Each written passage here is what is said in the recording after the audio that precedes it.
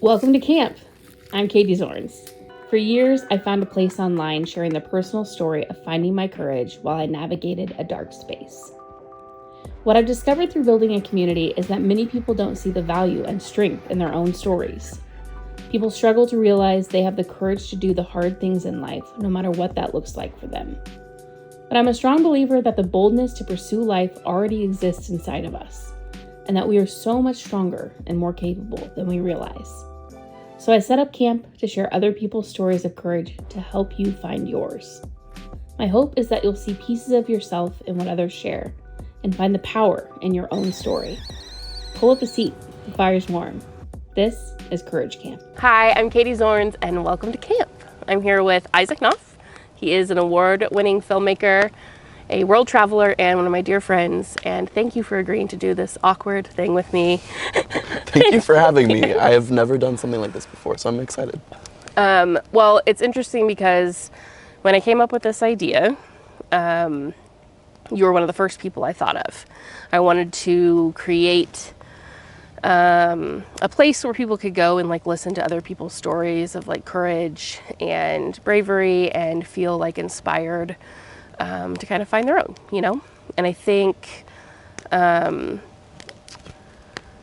are different types of courage, and I think people can get really lost in the really loud ones, which is great and wonderful, but courage is often quiet, and it's the things that you work through in here, I think, to get to the places that you want to be and live your life. And you're someone I just admire. I feel like you've overcome a lot and live a very full life. So Thank you. Thank you for coming. Yeah. We're on our hike. We just did a hike here at Wallace State Park, and you said something interesting to me on the hike. We were talking about courage because I was trying to earlier interview you about the things in your life that you do that are courageous, and you said it's really hard for you to talk about yourself in that way or see yourself in that way. Can you kind of explain that again? Yeah, I think as I've gotten older, it's gotten harder to talk about myself. I feel like I was so confident as a kid compared to now. Still pretty confident, but talking about myself is definitely not natural. So this is a good exercise of courage, just being here. So thank you. Yeah, I don't know. I guess it's hard for me to view things that I do as courageous. It's easier to see someone else's courage. Yeah. Well, how would you define brave? Doing something that feels uncomfortable when you know that there is something good on the other side. And do you think you do those things? I think I do them, but I would like to do more of them. Yeah. Yeah. We've known each other quite a long time. I feel like, I don't know, I think I connected with you, well, we have a similar work style, so working together. Also some anxious thoughts. Yes. And things that propel us forward. And I know anxiety and OCD, depression are all things that you've kind of tackled since a young age. Can you kind of talk about the development of those things over time? Yes, let me just clear the smoke real quick. Clear the smoke. Wasn't this a great idea in the campfire? So good. Scenic. Yes, so I don't think I was aware of depression or depressive symptoms until more recently. But I was definitely a little bit of an anxious kid. If not anxious, just very aware. And I think awareness can produce anxiety because you recognize things and you have a lot of thoughts about things. So growing up, I was very aware that I was a child of parents that were a little bit older than some of my friends' parents even. And so I think from a very young age, I wanted to make the most of my time with them. I would wake up in the middle of the night when I was still staying in their room and like turn over and check to make sure they're like breathing, make sure their heart's beating, which probably isn't the most normal thing for like a kid to do, but it's what I felt I needed to do and what my anxiety or feelings led me to do.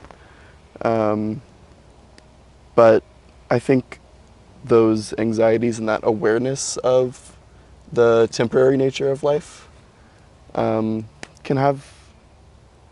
bring some good too. You know, it's not all just, you know, worrying about time going by or people getting older or having to deal with death of loved ones. It also just makes you more proactive with your time, more intentional. You know, I love quality time. I love some good one-on-one time with someone I care about. And so I'm always trying to find ways to enjoy life a little bit more, I think. Yeah, you saying that when we were talking earlier is the first time I've thought about anxiety as something positive, like maybe in like a roundabout way. Of course, like I've talked about like managing anxiety and like managing these feelings, you know, to do hard things.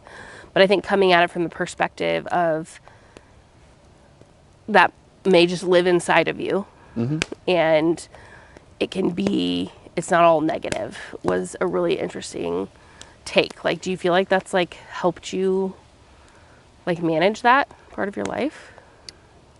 I don't know about managing it, but I think my like innate thoughtfulness or overthinking, attention to detail, awareness that some might say is anxiety, definitely can be a good thing for me too. Like, I think it actually lends itself to my art.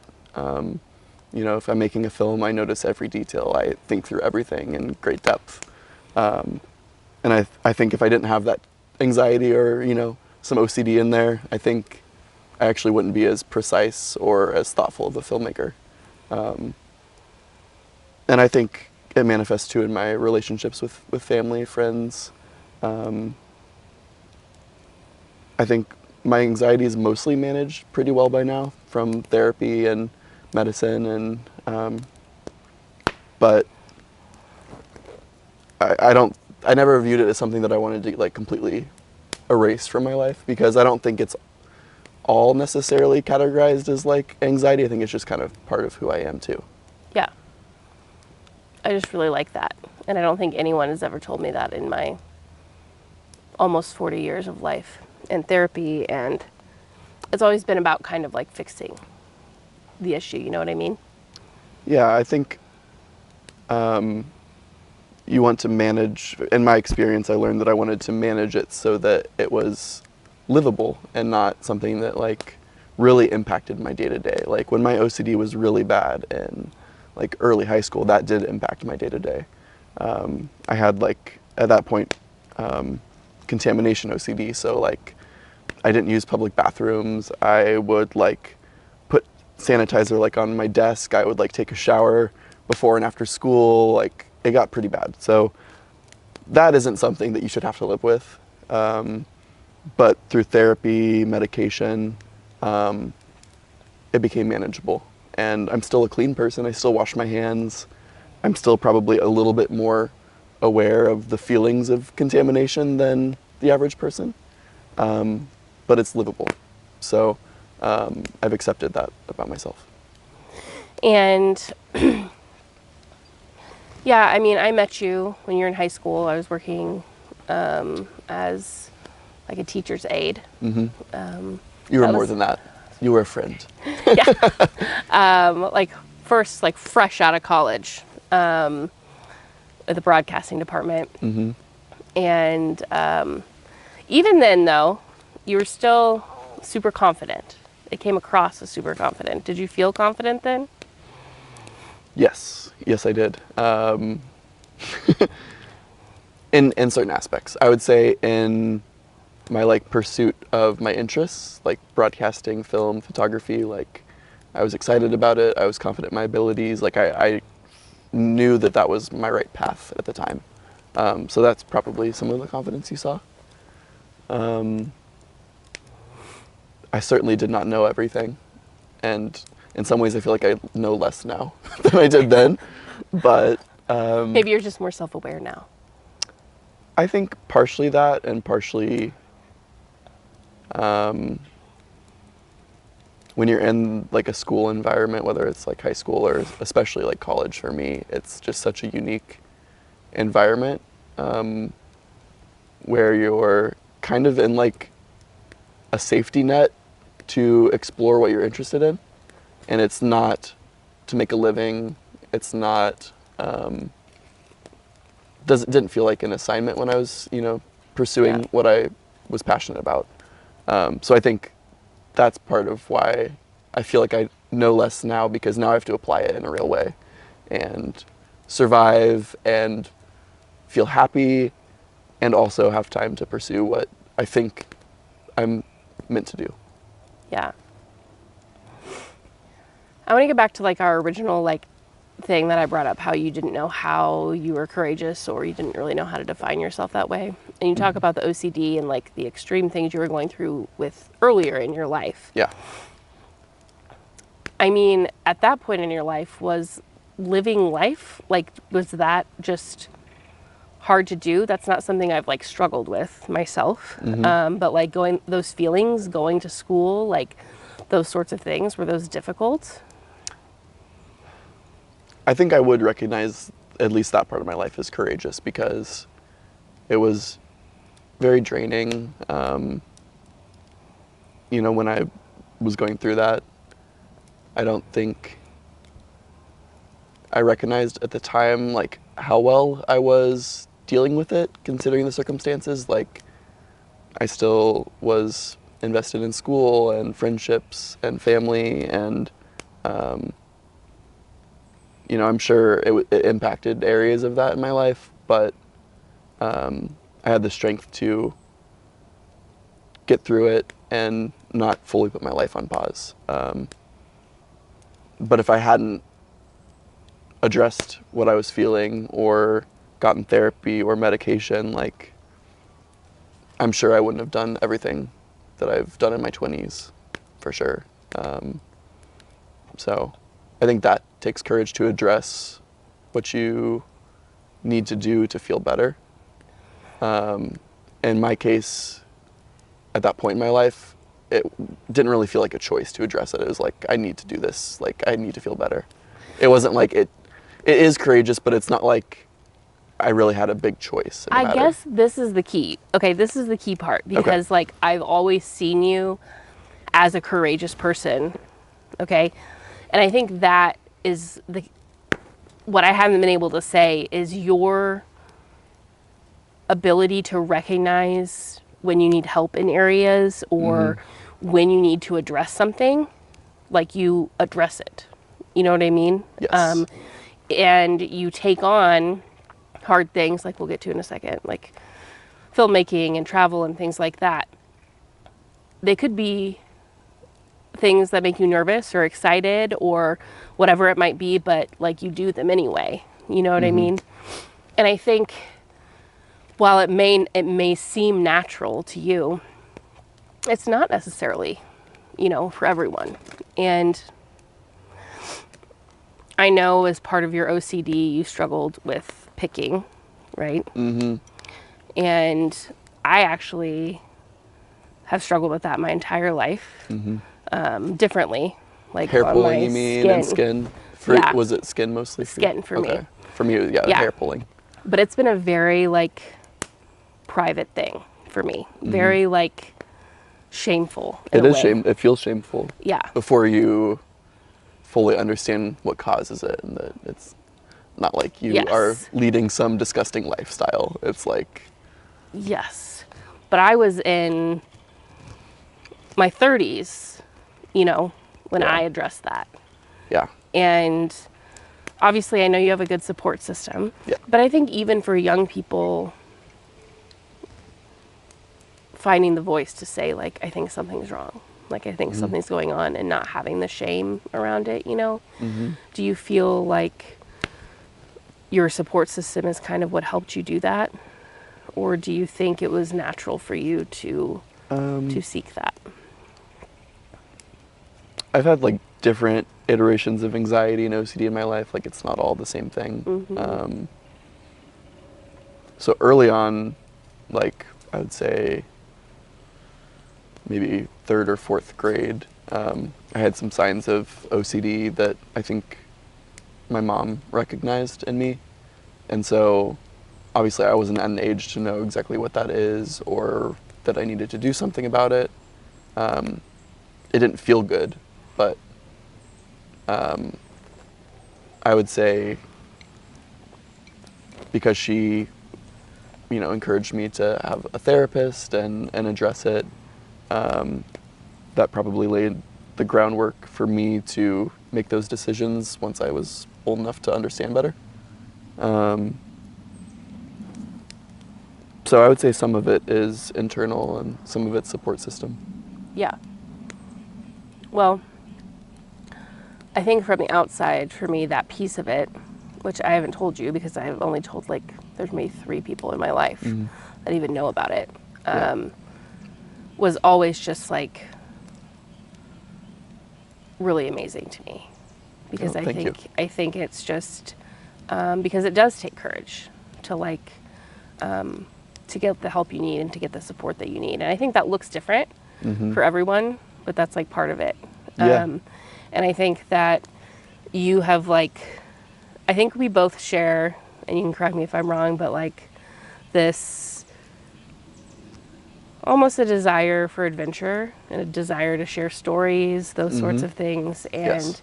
I just love how, I think as I've grown older, I've become a little bit more timid. I have been sitting on an idea like this or something for around 2 years. Yeah, it takes time though. It's taken a long time to do it.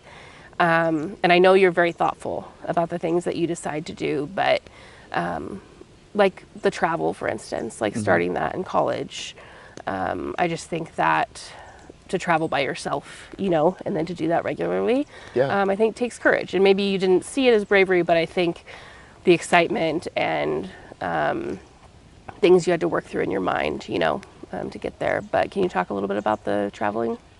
Yeah, I think at the time it did mostly feel like excitement.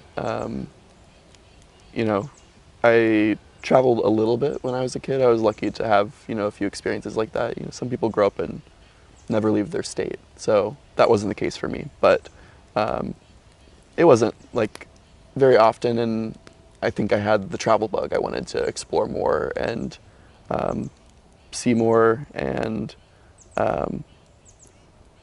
I think before college and then leading into college, that kind of took shape more. So in college, I had the chance to study abroad for a semester, and I chose to go to the Netherlands. I was in my first relationship at that time, and I think that was one of the only things potentially holding me back from making that decision to go study and be away for 4.5 months. But I'm very glad that I chose myself and I pursued that. And, it was all unknown going into it. I had never been out of the country before. I'd never been somewhere that primarily spoke another language, even though the Dutch do speak a lot of English. That's not their first language, I hadn't navigated transportation abroad. I hadn't used other currency or learned that certain credit cards don't work in certain countries, or that at the checkout lane at grocery stores in the Netherlands, they move really quickly. Kind of like Quick Trip here. The panic of Quick Trip. It's the panic Just of a Quick Trip full-time. without the small talk. Scary. Which was scary at first. I just remember feeling like I could not bag my groceries fast enough.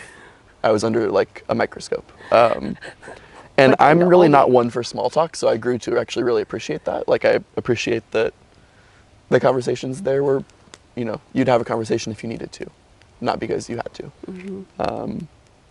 But I learned all those things by taking a chance. And you're right that at the time it didn't really feel super scary. I'm sure I had moments where I was nervous. I had never been away from my family. for that long. I mean, at most maybe like a week or two, or you know, maybe like a month when I was at college and I'd come home. But that's another piece that took courage, is just to be away from my support system and trust that I'll be okay, and that it's okay to make decisions for yourself, and trust that people will be there when you're ready for them, and when you return. So I think at the time it didn't feel courageous, but setting that standard for myself and proving that it was an amazing experience has made, you know, pursuing other travel and adventures feel like a second thought. Yeah. And you've learned a lot, I'm sure, during those travels. Yeah, and I love traveling with, you know, another person or maybe a small group. You know, there's something special about that too, experiencing things together, having someone there to take your photo and not having to ask a stranger. But I think probably my most special travel experiences have been when I'm all alone and don't know anyone. Because when you're alone with just like your thoughts and your surroundings, you notice a lot more, and being present is really important to me. And when you're traveling with other people, at least in my case, I have a tendency to really worry if someone else is having a good time or what they need or what they're thinking or what they want to do or if they're comfortable. And when you're alone, you just focus on you and how you want to shape your day or your week. So yeah, I've spent time by myself in New Mexico hiking and doing some riding. Done the same thing in Vancouver, and it's definitely very special to go out and do that on your own and form a deeper relationship with yourself. And do you feel like you take those sorts of experiences and the experiences with your existential dread into your Yes. filmmaking? Oh yeah, yes, yeah. Earlier today I described myself as an existential filmmaker to you, which I've started to use that a little bit as a tagline. And so, yes, my travels have definitely impacted my filmmaking. I'm writing a script right now that I would have never thought of had I not gone to New Mexico, had I not discovered that place or taken the time for that idea to come to me. And it's a story based on reality loosely of my dad meeting a girlfriend online, and a character based on me accompanying him to go meet her in person for the first time. But the catch is that she's in New Mexico and we're in Kansas City. And it definitely has existential themes too. You know, I have a really healthy, supportive relationship with both of my parents, but I haven't had as much one-on-one quality time with my dad. I think we would both recognize that, and it can be hard to initiate that sometimes. But this film kind of explores what it means to find fulfillment and find love, and we'll see. Hopefully I get to make it sometime. How far along are you in that script writing process? Well, today is 11/11, make a wish. And my wish is to finish the first draft of the script this year. Okay. That was like number one on my list of to-dos this year. Have not been writing very much lately, but I just need to get something down on paper. I'm a perfectionist. I think the OCD comes in there, and it can be really hard for me to commit to an idea or just let myself write without it being perfect. Yeah. So I think the first draft will be the hardest thing for me. And then once I get over that, I can change as much as I want. I could completely change, you know, the final act of the film or something. But it's that first draft that is so hard for me. But working on that, it's my first like feature film that I'm writing. Okay, so it is feature. Yes, I've only ever Okay. written, I think the longest script was 25 pages, and so this one will be closer to like 100, which is attainable. It's not like a novel, so that's Yeah. good, but it's definitely a big challenge, which takes some courage, you might say. Yeah. It does take courage. I mean, also it takes courage to like put your story out there, whether it's your own personal like real life story or a story that you've written that is fiction, and sometimes even harder, I think, the fiction that are rooted in real life. But I think obviously like when you have done it, you've been successful. Like your most recent documentary film won, what did it win in the Atlanta? Best documentary at Yeah. Atlanta Women's Film Festival. Yeah. So that's amazing. Congratulations. Thank you. And I feel like you pull from maybe not necessarily your lived life, but like your life for the stories. Can you talk a little bit more about that? Yes, I can. Sorry, the log wood just fell. crashed. We're good. Okay. My dad's also a creative. He is a songwriter, which is an element of the script I'm working on. And as part of my process in writing the script, I went back to New Mexico and I invited him to meet me there for part of my stay because I wanted to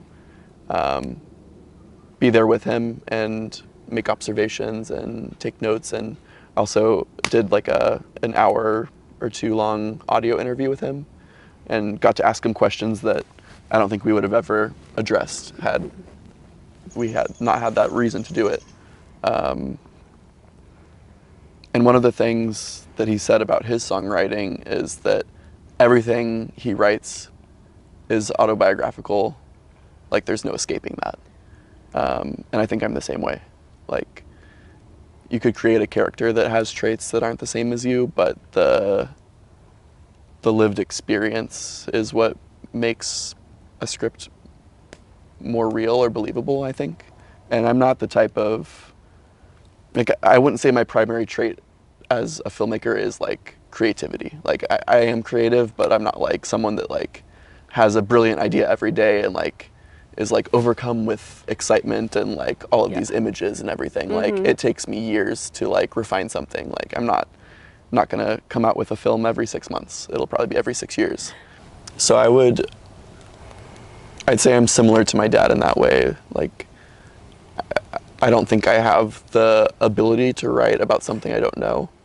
So even if like a plot doesn't follow my exact timeline, everything that I make is going to be personal. That's the only way for me to do it. So, the first film I made one of the first films I made in college was about my hair pulling, which the disorder is called Trichotillomania and the film was called Trick. And so that was like a way of expressing that part of my life. My next film was kind of in a way related to like me understanding my identity better. And then this one I'm working on is kind of exploring the existential themes and growing older and finding fulfillment in a very weird and inexplicable world, like, which can be funny too. Like, it's definitely not all dark. I think, like, I've joked with my dad before, like, what he wants me to do with his ashes, and like, I have a scene in the film I'm writing where it's a conversation between the characters about that, and it's just very like dark comedy, and my dad says to not pick a day that's windy because then I'll get schmutz on my face from the ashes. So. But oh my gosh, do have that conversation, because 20 years later I have my mom's ashes sitting downstairs. Yeah. Because we never had that conversation. Yeah. So it is funny, but Yeah. also, please Right. have that conversation. And I think the humor of that in my case definitely helps me get through the seriousness of it. Like you can feel the weight of existence and life and death and everything, but it's also possible to just like make fun of it a little bit too. Like, it's all just kind of ridiculous that we have to go through this. So you have to kind of just be hyper aware of it and break the fourth wall. Yeah, I remember like in 2020, people kept saying in these uncertain times, and it's like, Which times are not? yeah, Like, in these uncertain times. I've never had a certain time. Uncertain, yeah. Unprecedented. Yeah, unprecedented was the other one. These unprecedented times, and it's like, aren't they all?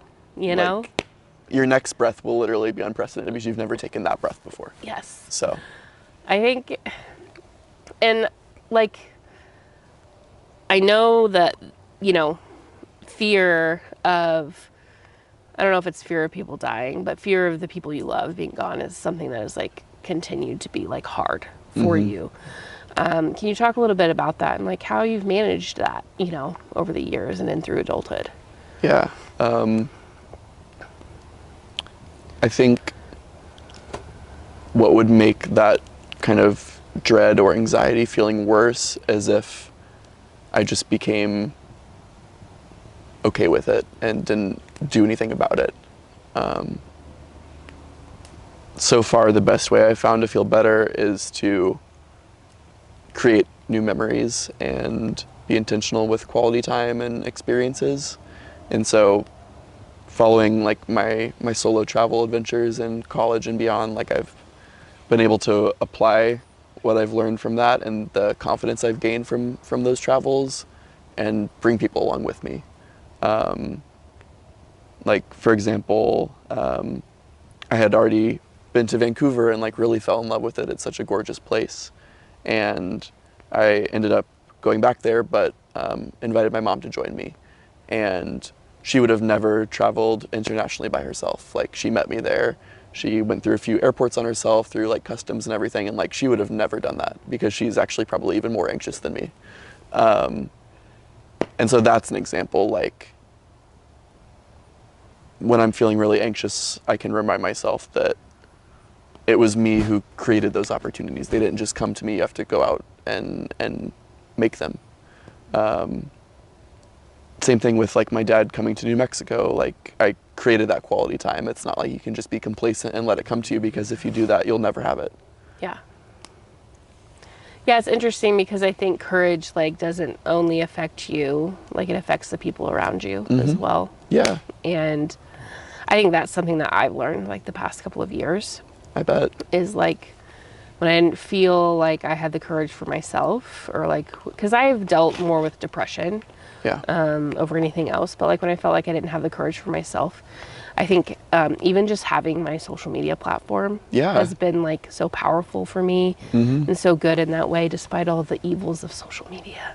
Right. But like, so, Ignore them. Yeah, powerful in the way because other people like find their courage, you know. And you talking about your mom like almost makes me want to cry, because I just picture like I'm gonna go see Isaac, you know, in this beautiful place. And Yeah. Next on our list is getting her to Europe. Yeah. Because, you know, she's never traveled that far. And like you said, a lot of people don't have the same opportunity and or courage, circumstances, everything combined, the timing and everything, to have those experiences. So I recognize like the privilege of having had those experiences and innately finding the courage to do that and it paying off. So that's been exciting for me, like, you know, encouraging friends to go travel. I had a coworker, you know, like he's my age, and it was, he came to visit Kansas City for a work thing, and it was his first time on an airplane. And I told him about, you know, my remote work that I'd done and how I'd spent time in Albuquerque or Vancouver, and that inspired him to follow my footsteps. And he was, like, he's so selfless that I knew it would be hard for him to take that amount of time away from his family and create that experience and know that he would be doing that for himself and not for anyone else. but I encouraged him to do it because it does make a big difference, and you can always bring people along with you once you establish that confidence for yourself. And so that was really special to know that my experiences had given him the confidence to try that for himself. And it's nice to be reminded that of the impact you can make with something that doesn't feel big to you. Yeah. And I think the kind of confidence, you were talking about this earlier, the confidence of like doing things, like looking back on times when you did things like help you to be more confident now. Can you talk a little bit more about that? Yeah.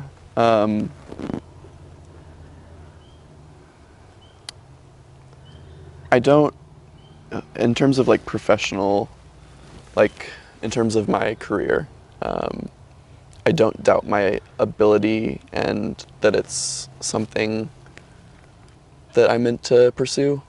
But that certainly doesn't mean that I don't ever struggle with like imposter syndrome and uncertainty about really where I fit in or how I'll get there.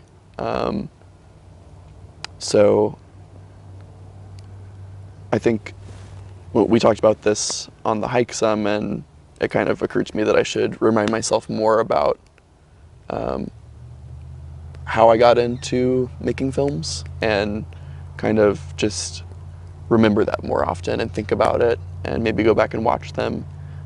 Because when I first started, I was like maybe 10, and it was so exciting because I'd never explored these tools before. I'd never like explored video editing software and you know, spending hours researching which camera to get, like that curiosity and joy and excitement to pursue something. I think that is something that can remind me that I'm meant to do something, that I can do it. You know, if I took away the doubt and anxiety and uncertainty, what would be left is the person that chose to pursue it. So I should probably listen to him. Yeah. I think that's beautiful. I think we should probably listen to ourselves a little bit more. Mm-hmm. Thanks for joining me around the campfire, and I'm sorry that we almost lit you on fire multiple times. It's okay. This experience lit my heart on fire. So thank you. Perfect. No, I really had a great time, and I don't like talking about myself, but you have a very good talent of making people comfortable to like own what they're happy about, what they want to talk about. So thank you. Well, thank you. And, you know, I love you, and I'll see you soon. And until next time. If you want to take a walk with us through Wallace State Park and hear more of Isaac's story, check out the video next week on our YouTube channel. We'll see you there.